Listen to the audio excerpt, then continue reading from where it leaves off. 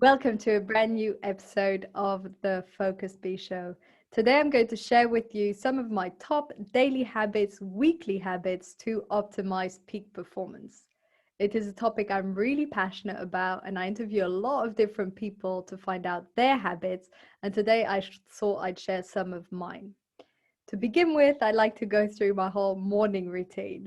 I have changed this many times and it is definitely not fixed in stone. The idea of being a bit flexible, going in different directions over time is something I embrace. But overall, this is the type of pattern I follow.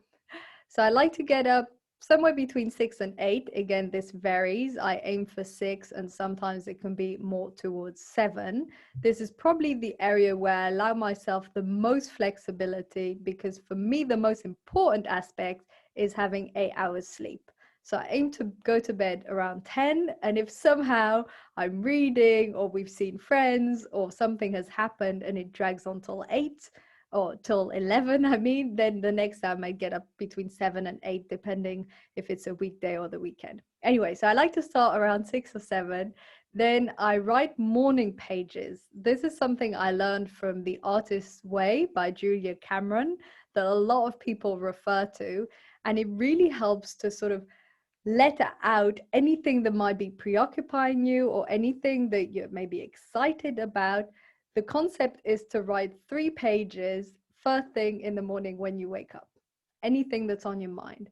And I have really noticed, I've been doing this for months now, that it increases creativity. It helps to unblock certain aspects in your life. It's a really, really powerful tool. So I'd highly recommend the morning pages by Julia Cameron. The second thing I do is I meditate somewhere between around 15 minutes. And I do this still in bed after having written my morning pages. And I just focus on my breath. Generally, I count. This helps me. I do squares in my head, counting to 4 and then out for 4 and do this for 15 minutes. This way, before I've even gotten up, I've really cleared my mind, both on paper and through meditating. Then I get up, I exercise around 10 minutes or so. This isn't my main workout of the day. It's just to wake myself up. Might do some push-ups, some squats, some sun salutations, jumping jacks. I don't have a fixed routine for this. It's literally just to get my body moving. Once I've exercised, I hop into the shower and I take a cold shower. I'm really passionate about cold showers. I talk about them a lot. At my co-working spaces, I think some people refer to me as a cold shower woman. I'm really passionate about Wim Hof's work and how cold showers can impact your life. I won't go too deeply into it now, but I will cover it for a couple of minutes. First of all, it really decreases cortisol. This is something I've noticed. If I'm going through a bit of a stressful moment, I literally will hop into the shower. There's one at the co-working space and stay there for a minute or two, have a cold shower. And it's like a fast-paced meditation. What I mean is in 2 minutes, it gives me a similar result as if I meditated 15. Really calms down the nervous system. I feel that what it does is probably go from sympathetic nervous system to parasympathetic nervous system. I need to do some research to see if this is true, but this is how it feels to me. Basically, it really calms me down. This is one of the benefits. Another one, of course, when I'm doing it first thing in the morning, is it really wakes me up, but also it really increases and helps me to be in a good mood. I can't explain this otherwise, but it just gives you a burst of energy. And another reason I think it's super powerful, this is also the case with exercising, is it helps you to build up that resilience. So when you do something that's a bit uncomfortable, still good for you, like the cold showers or the exercise, there's a part in you that doesn't want to do it, right? Every single morning when I take a cold shower, there's a part in me that is resistant to it. And when you overcome this, this helps you afterwards to deal with obstacles in your life and in your business. And it helps you to manage them emotionally better. So instead of being stressed by things, because you have that resilience that has built up through the cold showers and the exercise, makes everything easier. So the key lesson is here that if you just spend a couple of minutes every morning, literally we're talking 2-3 minutes tops, in a cold shower, this can, have a huge benefit on your business. It's really good for your health and decreases cortisol, and it also promotes right type of cholesterol and like gets rid of the wrong type, etc. I mean, it has loads of benefits for your skin, for your breathing. It's amazing. Okay, so that was my little rant on cold showers. I couldn't help it. I love it. And I invite everyone to try at least for a month and see how it impacts your life. Moving on, still in the morning routine. Then I get ready, get dressed, have breakfast, commute to my office. So to summarize very briefly my morning routine, it's writing, meditating, bit of exercise, cold shower, and then getting ready and going to my co-work. I either walk there or bicycle. Once I'm in my co-working space, it's really important for me to start the day by being very clear on where I am going. What I mean by this is it's too easy to start the day on autopilot, opening your computer, going into emails and getting lost. So I embrace the most important task principle, which is something that Brian Tracy covered in Eat That Frog, which consists in beginning the day with your most important activity. In my case, as I'm still finishing editing my book, I start every single morning by working half an hour to an hour on my book before checking my emails, before getting on any calls, before doing any other type of activity. And while I start my day, I look at what are the 3 main outcomes I want for the day. I have found over the years that being outcome driven compared to to-do list driven has a huge impact on productivity, on focus. Needless to say that single tasking on each activity also is super important.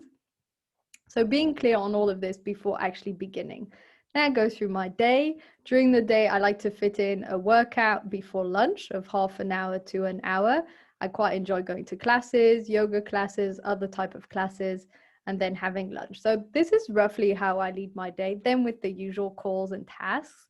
And in the evening, what I enjoy most is unwinding with the book or playing the guitar or talking with my husband or seeing some friends. I really prefer to be technology free because I found that by the end of the day, after being on the computer all day, I don't really want to be in front of another screen, and it really helps me to relax but also learn. This is also the moment where I read and learn a lot of other things. Another important habit that I haven't covered until now is my weekly habit of reviewing the week. Every Friday, sometimes in the morning, mostly in the afternoon, I review my week. I look at what are the main outcomes I've achieved. I try and look at least 3 outcomes and clarify for myself what were the big learning steps along the way and what am I celebrating. I might also look at what didn't go according to plan or what am I not satisfied with and implement that for the following week. So in my review process, I both review the past week and plan the next one. I find them to be very linked because whatever you feel you haven't achieved or didn't go according to plan during the week, you can actually put in place for the following week. This has helped me tremendously over the years, especially to see if there's anything I was procrastinating. If something keeps popping up on your main outcome for the following week, then it's a clear indication that you are procrastinating it. Also really important to take the time to celebrate the wins.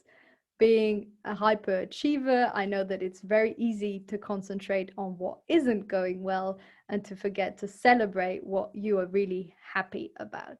This is so essential. My business mentors have covered this over and over again. Another important habit that I haven't mentioned yet is what Ben Greenfield talks about in terms of exercise. So we often think that we need to do one big, powerful workout and then that's it.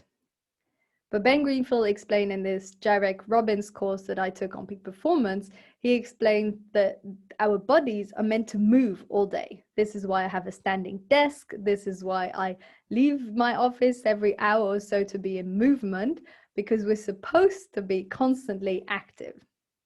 This doesn't mean you have to work out all day, but if you even stop every hour to just walk around your office or your home, to do a few push-ups, to do some sun salutations, this will have a tremendous impact on how energized you feel. Speaking of energy, this is a huge pillar of energy is exercise.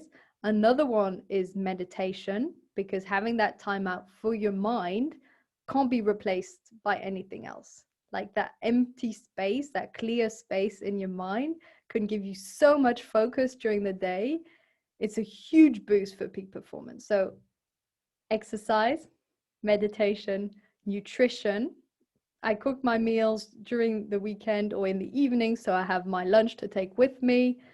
We're not going to go through a nutrition class now, but obviously this is hugely important. And I really noticed a difference. Sometimes the odd lunch I eat out, if it's a bit less healthy, I really can feel a bit of that food coma in the afternoon. And sleep, which I've already covered in terms of getting at least 8 hours. So in the evening, to finish on my evening routine, so you get an overview of my whole day and weeks, once I've read and relaxed, I write my journal, which is different to my morning pages. My morning pages in the morning, my journal is just a journal about the day or my feelings or how things have gone. And then I just go to sleep, basically. Try to dim the lights a bit, try to open the window in the bedroom half an hour though before, because we sleep so much better in a cool environment, and then just fall asleep. So this is a brief overview of my key habits and the ones that I love most. As you could tell, the cold shower came up quite a bit, and exercising. And combined, now you don't have to do each and every one of these. Find the ones that work for you, create your own recipe. Combined, there's such a powerful way to improve how you feel, to improve your energy, and this will directly impact your productivity, your peak performance in your business, and even your mindset, because we haven't delved into it here. But when you're journaling, when you're doing your morning pages, when you're doing your weekly review, that's also the moment where you can really start to write down what's going on and rewire your beliefs and rethink about certain concepts in your life and in your business. So this is also super important. Hope you enjoyed this episode. Please leave a review, say what's inspired you most and what you're going to put into place. Thank you very much. Have a wonderful day. Bye.